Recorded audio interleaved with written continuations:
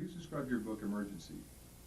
This is a book that I started about 5 years ago, actually. And you know, when you work in the emergency room, it's such a wonderful sort of cauldron of events, and it's very intense.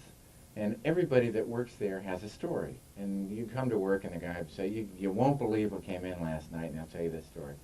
And I got to thinking somebody ought to collect these stories and put them together. So I sent out 15,000 postcards to all the ER doctors in America. And I said, "Send me your very best story." And I got hundreds of stories.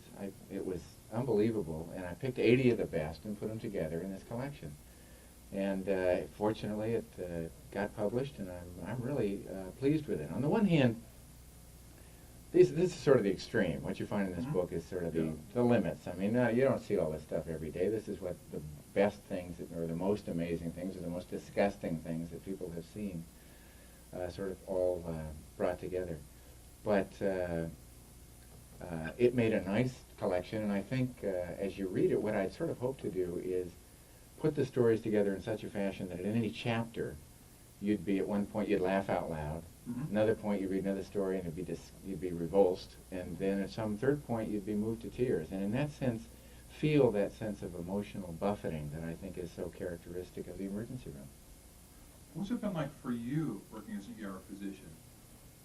I love the ER. I mean, I went to medical school later in life, and you go through a lot of rotations when you're a medical student and when you can go to in residency, and you get to sample different fields, you know, whether it's internal medicine or surgery or pediatrics or OBGYN. In the emergency room, it was for me from the first time I ever tried it. And I love going to work. I've been doing this 13 years, and I get off work at the end of the day, and I say, I can't believe I get paid to do this. It's unbelievably wonderful. It's hard. There are a lot of difficult things about it, but it's a very exciting way to spend a day. What was a challenging or a very unique experience that you've personally had? Well, there are lots of them. It's interesting. I think people often think about, they say, well, how can you stand at the blood and the gore and all of the stink and the stuff? I don't know how you can stand being, I can't stand the sight of blood, people will say. But that goes away very, very quickly. Usually by the time you're done with anatomy class, all of that stuff is second nature.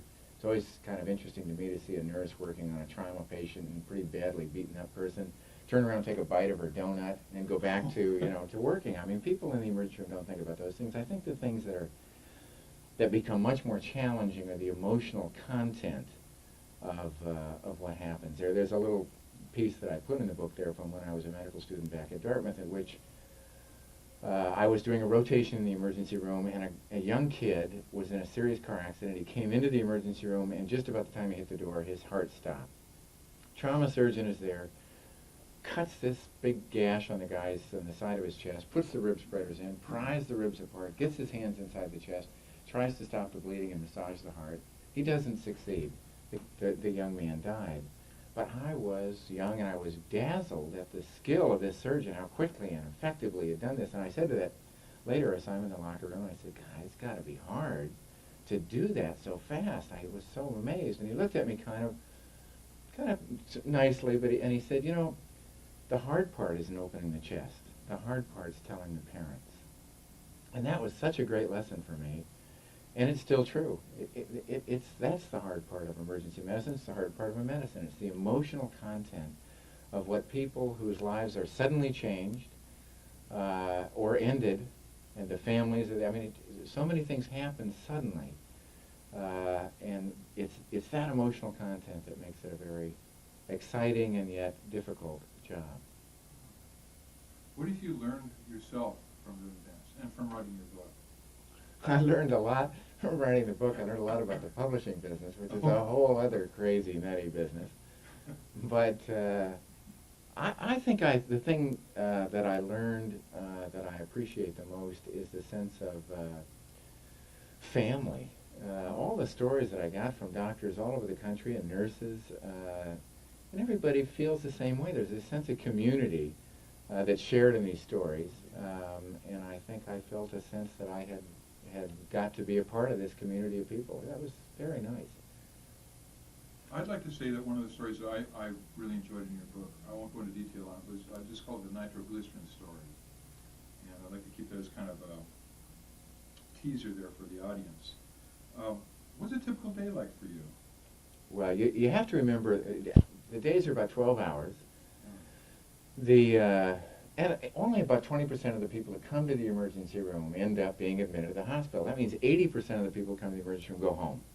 So a lot of the day is very mild stuff, and kids with cuts and broken arms and colds, and I mean there are lots of things that we see in the emergency room that are not emergencies by any means, but nonetheless, there's always an interaction. The people have come for something, and a lot of these people come.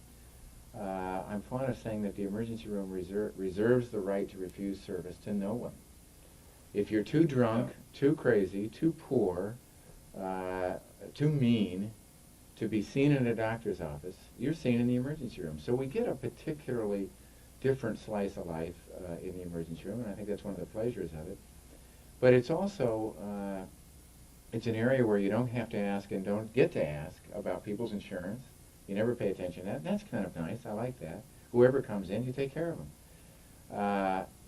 So even though there's a lot of minor stuff, I think it's a very useful, and it makes you feel like you're helping people out who need help. That's wonderful. What is your next project, or are you working on anything special now? No, not really. We did send Anita Horner, who helped me so much with this book. This time we sent out a letter to the Emergency Nurses Association. Last time we sent it to the Emergency Doctors Association, just to see if we'd get a different slant. We're going to look at those stories and see if there's more to be done here. But I think I haven't quit my day job. I mean, I think my next project is to get back to work. I mean, and I've been at work. I mean, I say that sort of jokingly, but I'll be back soon. Is there anything I'd like to say to the viewing audience? No, I really, I think the TV show, which I think a lot of people watch, I'm glad they're watching it. I think that in many ways it does a good service to emergency medicine. They're pretty good about their medicine. A couple of the guys that work on the show were emergency medicine residents with me,